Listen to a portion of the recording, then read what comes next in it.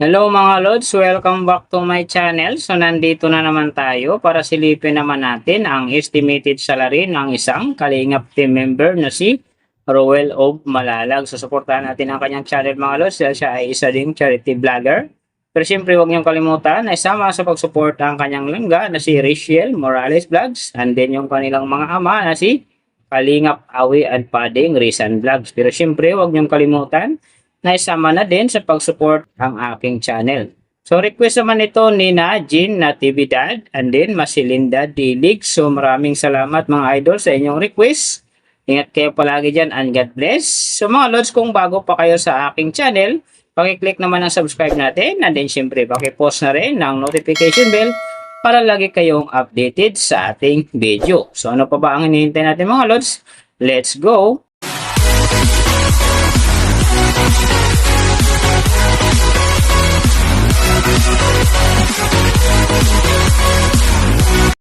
So mga Lods, si Roel of Malalag sa ngayon ay mayroon ng upload videos na 2,091 and then mayroon na rin siyang subscriber na 397,000.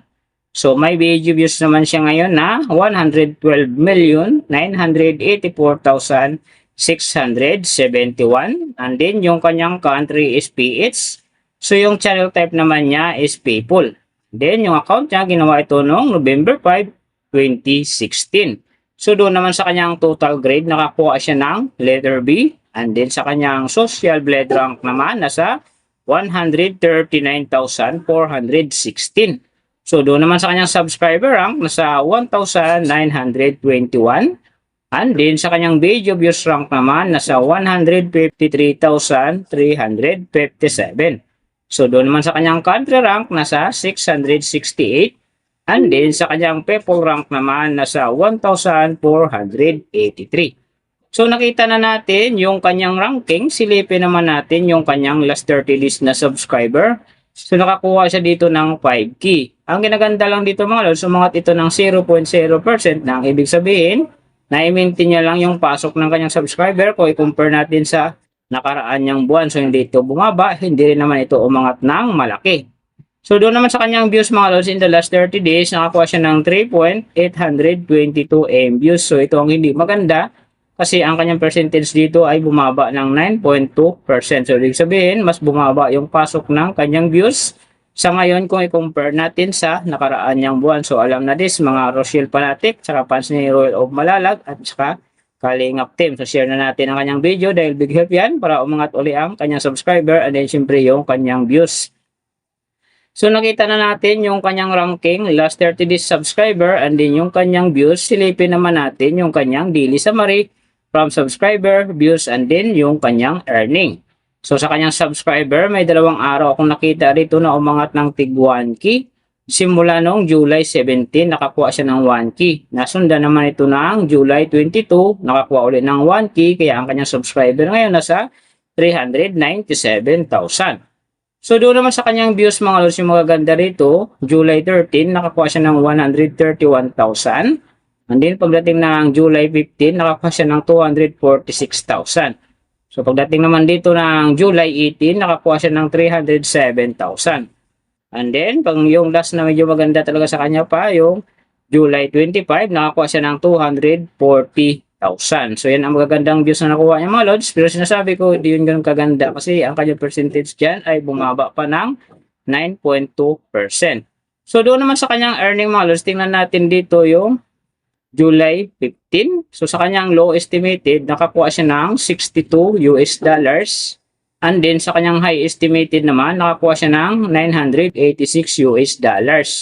So ang mga yan naman mga Lods, daily summary lang, mas maganda kung silipin natin yung naka-round off na from daily, weekly, and monthly para malaman na natin kung magkano na ngayon ang estimated salary ni Roel of Malalag dito sa YouTube. So unahin natin yung kanyang daily average. So sa daily subscriber, nakakuha siya ng 167. And then sa kanyang views naman, nakakuha siya ng 127,404. So doon naman sa kanyang daily, low estimated ng kanyang earning, nakakuha siya ng $32. So times natin sa 58, mayroon siyang 1,856.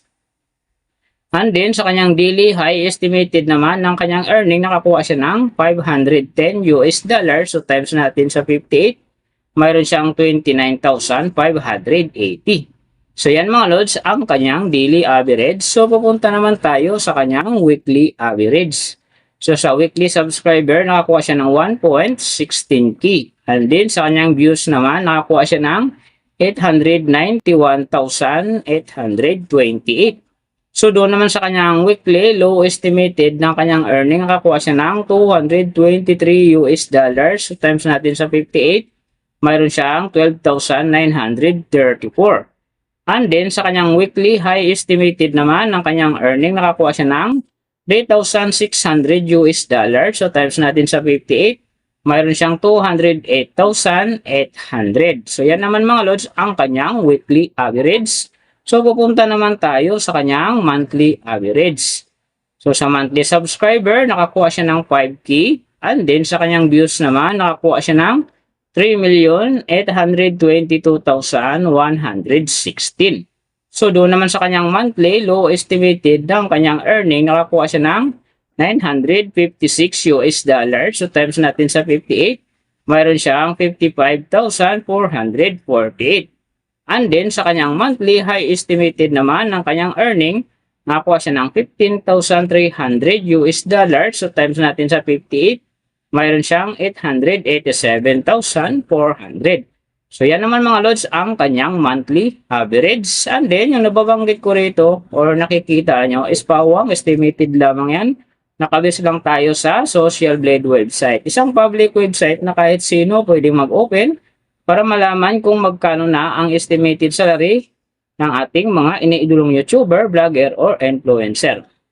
And then, mga lods, like kong sinasabi, palagi natutupad dyan yung low estimated kasi nga, hindi talaga natin kayang i-demand sa ating mga viewers na huwag mag-skip ng ads. Pero pwede pa rin naman yan maging times 2, times 3, or maging times 4 pa yan kapag ang isang vlogger nakapagpa-viral ng kanyang video. Pero siyempre mga lods, kung supporter ka na Ruel o Malalag ng Kalingap Team or Rochelle Love Team, huwag ka nang mag-skip ng ads dahil big help yan sa kanyang channel at saka siyempre sa mga kababayan natin na kanila rin tinutulungan dahil siya nga ay isang charity vlogger. Pero siyempre huwag nyo rin kalimutan na huwag na rin skip ang aking ads dahil big help yan sa aking channel at saka siyempre sa aking pangarap. Sa mga lods, kung nagustuhan nyo ang video na to, pakiclick naman ang subscribe natin and then siyempre pakipost na rin ng notification bell para lagi kayong updated sa ating video. And then, kung mayroong gusto magpagawa ng video na sim nito para sa inyong mga iniidolong YouTuber, vlogger, or influencer, comment nyo sa baba yung tamang detalye ng kanyang channel para ma-search natin kaagad at magawa natin sa next video. So, big thank you sa lahat ng mga sumusuporta sa aking channel. Sa magsusupport pa lang. Ingat kayo palagi and God bless at sana gabayan kayo palagi ng Panginoon sa ginagawa niyo araw-araw at syempre magtagumpay din kayo sa inyong mga pangarap. So, hanggang dito na lang. See you on my next video.